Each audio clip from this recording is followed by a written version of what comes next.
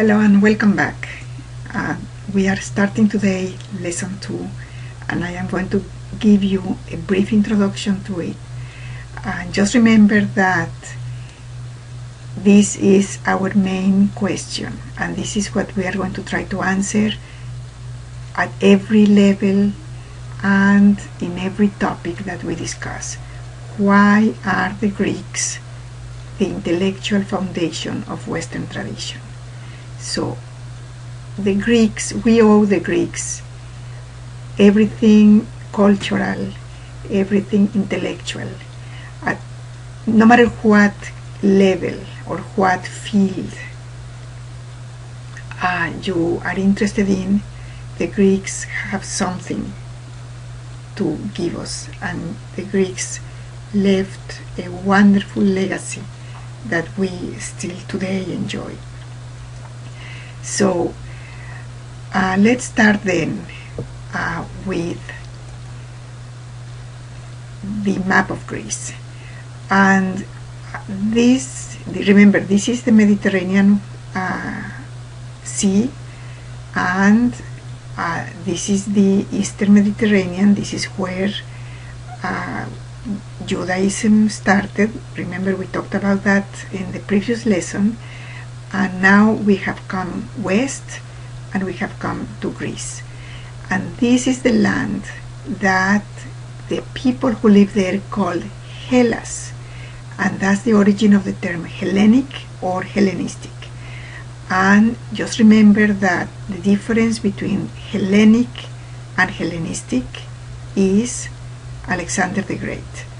Anything that happened before Alexander the Great is Hellenic. Anything that happened after the death of Alexander the Great is Hellenistic. So Alexander is the turning point. And of course, not only is a period, but it's also a lifestyle. So Alexander the Great, because of his conquest of Persia, changed the lifestyle of Greece. The Greeks lived here, but they also expanded. They also went away and settled in other places. So they settled here. They even went here to what today is the south of France, and the Greek world became a very large area. So, what is it that we owe the Greeks? The first thing that we need to analyze is the values that the Greeks had. And some of those values are still the same values that we have today, that we hold dear. And in order to read and understand the values, we have one writer that you may have studied him in your literature classes, and that is Homer. When you read Homer, you understand what values the Greek society held dear. In the book there is only an excerpt, but in that short excerpt we can see what the Greeks considered important in their lives, both for men and women. And at the same time that we look at Homer and we analyze what he wrote, and we understand what kind of society he is presenting, we should also read Sappho. Sappho, the most famous poet of the ancient Greece, and the one that gave us the importance of feelings and love. And she is the one that said, do not do war, is better to do love. So just the hippie motto, make love, not war, that is Sappho. And you are going to, I'm sure some of you know that, but Sappho is the first lesbian, the first famous lesbian, because she was born in the island of Lesbos. So if you are born in Lesbos, you are a lesbian. And so Sappho, not only Sappho had a great love for her female friends, but she was born in Lesbos, and that's the reason why we still use the term lesbian. So those are the two readings that you are going to have to start in order to understand Greek society. So when we read Homer and we read Sappho, and we know that both of them were regarded as great writers and great poets, then we understand that the Greeks accepted different types of values.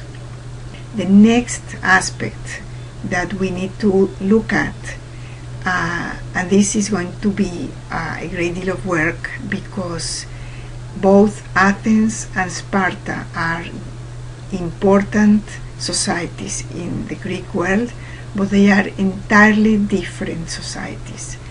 At every level that you want to look at them, Athens and Sparta are different. There is a very good video for this lesson that I'm going to encourage you to watch.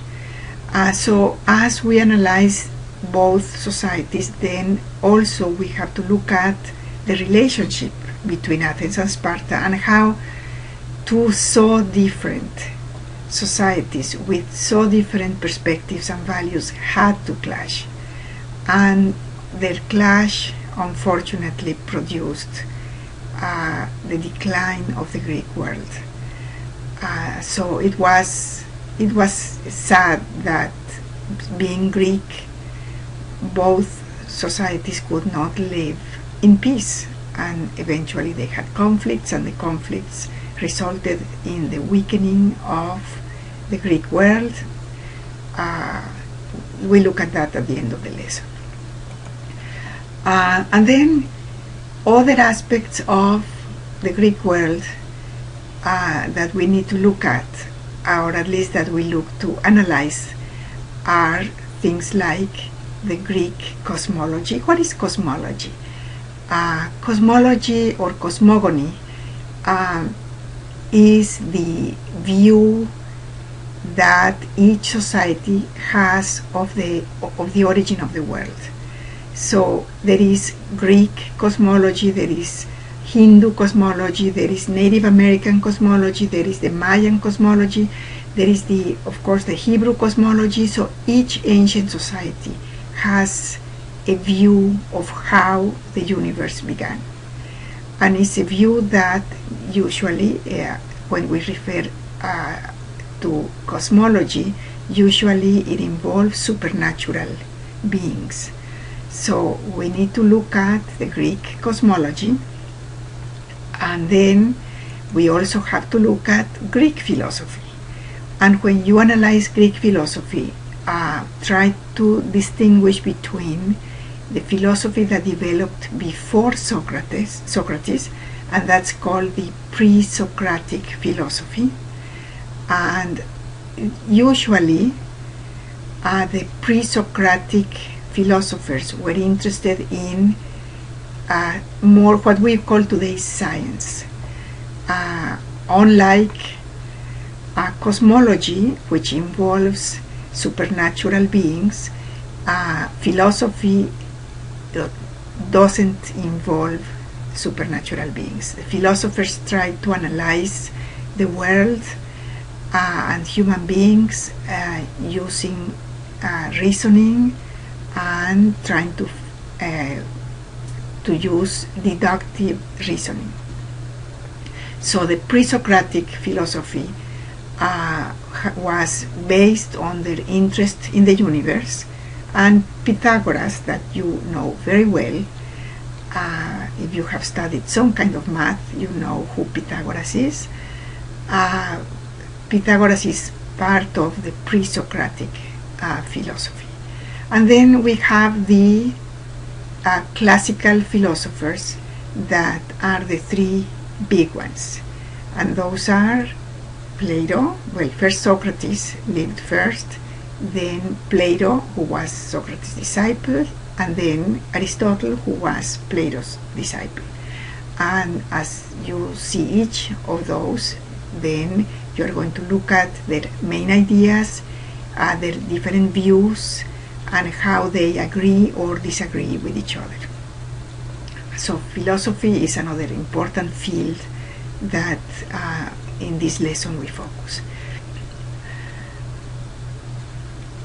All these topics that we are studying, we are looking at them because all of them are legacies from Greece to Western civilization.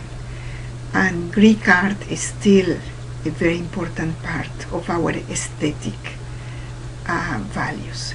So look at the Greek sculpture, and look at the Greek architecture, and look at the three, what is called the three orders of architecture: the Doric, the Ionic, and the Corinthian.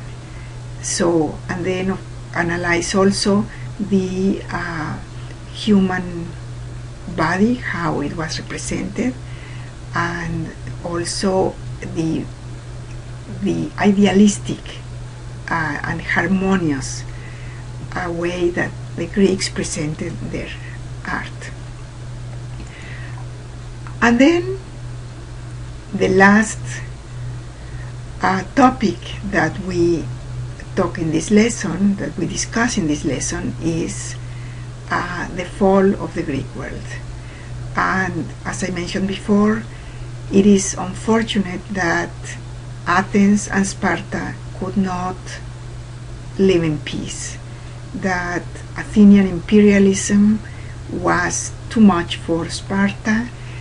Each of the two had allies, and that developed into a very, very bloody war, the Peloponnesian War, which lasted too long, weakened the Greek world too much, and then a small king from the north of Greece, Philip of Macedonia, took advantage of this weakness and invaded the Greek world. And this ended the Greek world as it had existed. After this invasion by Macedonia, then Alexander the Great took over the Greek world, invaded Persia, and the invasion of Persia by Alexander the Great produced a new Greek civilization. It is still Greek, but it's very different, and that's what we call the Hellenistic period. So with this, we end this lesson, the introduction to the lesson, and now it's your turn to look at it, to study, to watch the videos, to read all the additional documents, and to be prepared to take your second quiz of the semester. And I will be back to introduce the next lesson, lesson 3.